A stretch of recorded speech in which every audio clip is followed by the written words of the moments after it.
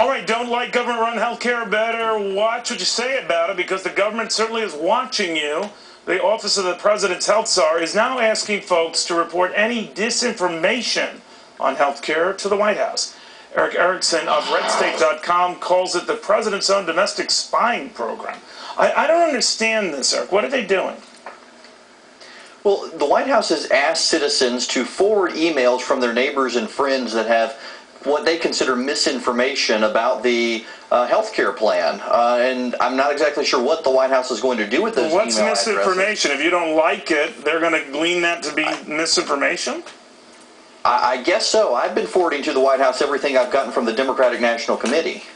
And what response have you gotten?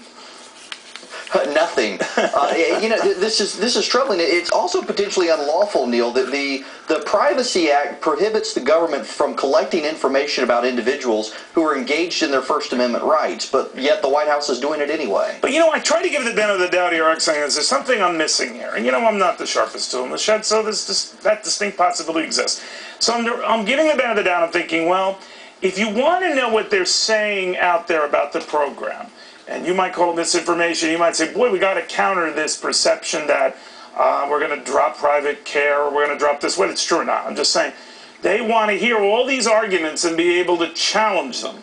And maybe if they collect them, this is the way they do it. That's as far as I can stretch it, Eric. What do you think?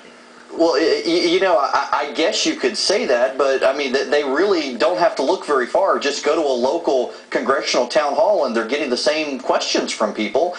Maybe the White House also, since no one apparently has read the bill, wants to find out what's in the bill.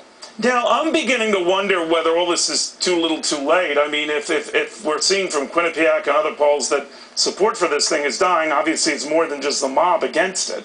So they're trying to pick up the pieces, but it might already be broken, right? I think it probably is, but they're also trying to persuade not just the public, but members of Congress that these protests they're encountering are all made up and paid for, which isn't the truth. I think it's very funny that Democrats are urging people to call the Republicans and tell them to stop all this negativity. The Republican National Committee has apparently forwarded those phone calls onto the Democratic National Committee this afternoon. Everyone's view of negative depends on which side you're on, I guess. Eric Erickson, thank you very much. Thank you, Neil. Good having you. Which reminds me, if you really don't like the criticism, damn the critics. I do see a pattern here. Why folks of all political stripes should be very worried everywhere. In today's